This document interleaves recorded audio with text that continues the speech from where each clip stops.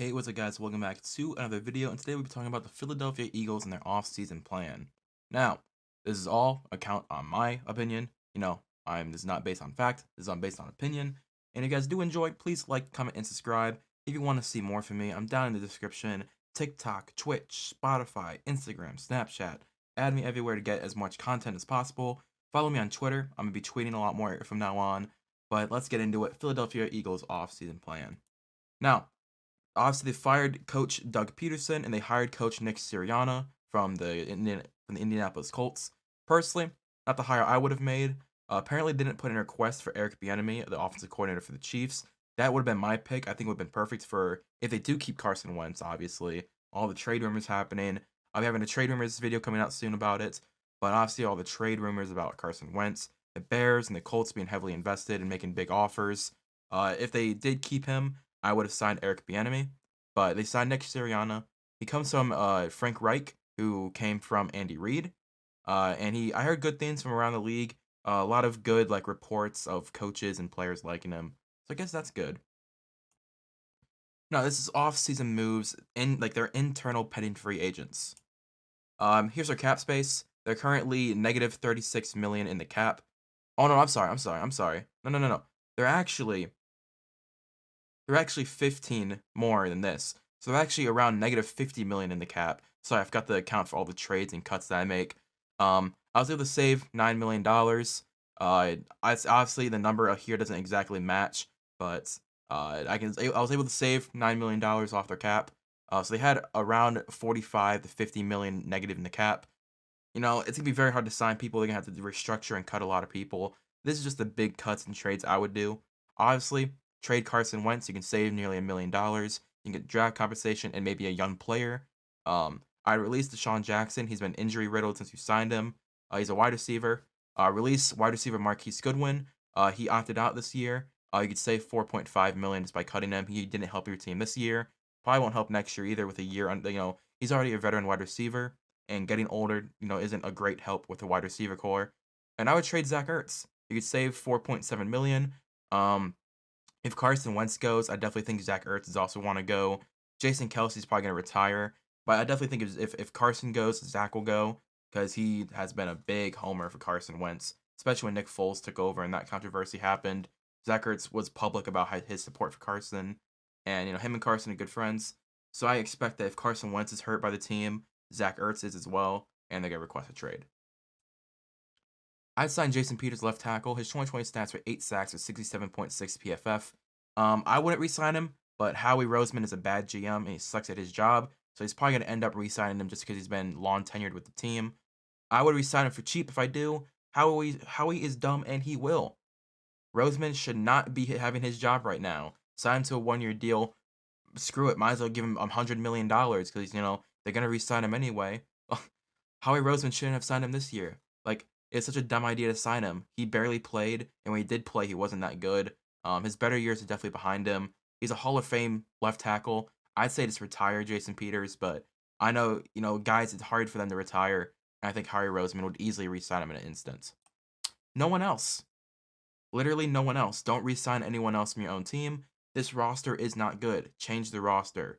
This roster is not good. Change the roster. I'll say it one more time. This roster is not good. Change the roster. Do not re-sign people that are not good. Off-season moves. This is outside signing, outside free agents and outside trades. Rashodiggins, wide receiver from Cleveland.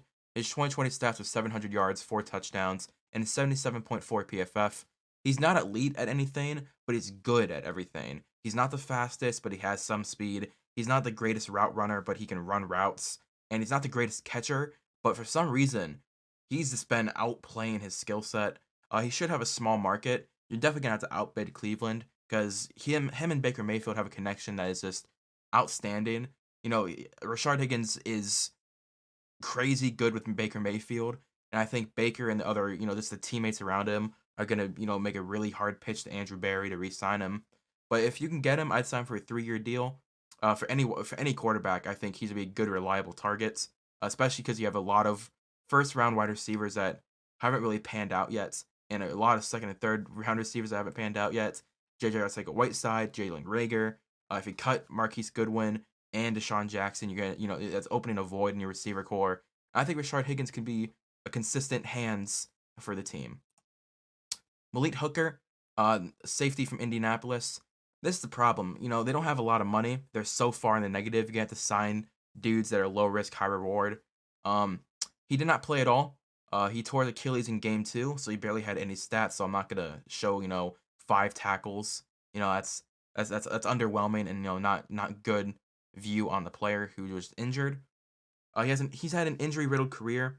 He's still young, and if healthy, he's a Pro Bowl type talent. In 2018, he was healthy, played 14 of 16 possible games, and he was very good. He had a couple interceptions, a lot of pass deflections, a lot of tackles. I would sign to a 1-year deal. Again, low risk, high reward. You have a lot of free agents in the secondary that I would let walk. I think Malik Hooker, if he's healthy, can be better than any of them. Dion Bush, safety from Chicago. Like I said, you're digging at the very bottom of the basket. He had 1 interception, 2 pass deflections, and 5 tackles. He was mostly a backup. He was good, and he's gonna be good in case of injury and will be very cheap. I don't think Chicago's gonna want to re-sign him because he's not, a special talent. You can easily find him in the draft. But Dion Bush is definitely someone I would have. He's now a veteran coming off his rookie year, his rookie contract, and he played well when needed to. He's definitely not a starter, but you've had the injury bug since you won the Super Bowl, and even when you won the Super Bowl, your entire team was injured. I'd sign him to a 2-year deal, see what he can do, and maybe you can draft a safety and have him learn under him. I don't know.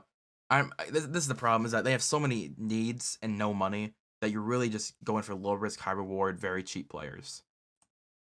Now, here is the doozy. Trade Carson Wentz. His 2020 stats were 2,620 yards, 16 touchdowns, and 15 interceptions, with a 57.4 completion percentage. Obviously, he got benched for Jalen Hurts, the rookie 2nd-round pick. He led the league in getting sacked with 50, and yards lost due to sacks at 326. He's still salvageable. I think it was a lot of just the scheming and the offensive line not playing good. I would trade him to the Colts for a 2021 third and a 2022 6th-round pick. You can get a 3rd-round pick out of him. I think that's value. Obviously, you picked him number 2, I believe, in 2016. It sucks that he's fallen this far, but you got to get something out of him. He's unhappy, and this is what I think I would trade for him. I would not be trading 1st-round picks, 2nd-round picks. I think a 3rd and then add a 6th, maybe a conditional 6, like if he plays all 16 games, it becomes a 5th-round pick or something like that. Just add some conditional stuff onto it. But I think a 3rd-round pick is about accurate for how talented he is at this point.